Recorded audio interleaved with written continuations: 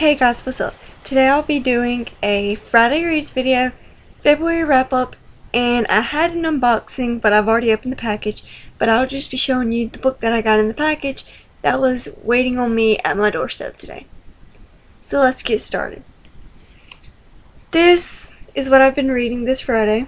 It's Legacy by Jessica Sundin. I'm a little over halfway done. I'm really starting to enjoy it. I definitely do recommend this book. And for some reason it's taken me a lot longer than expected to read this book, but I'm really starting to enjoy it, and I've even highlighted and took notes on a few pages.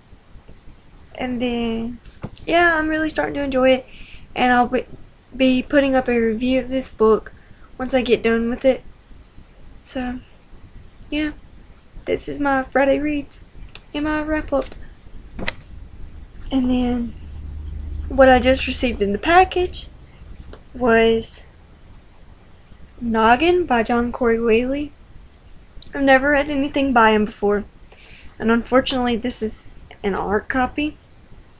So I got it from Goodreads. I won it off of Goodreads, and just was entering a lot of random giveaways that were ending soon, and this was in it.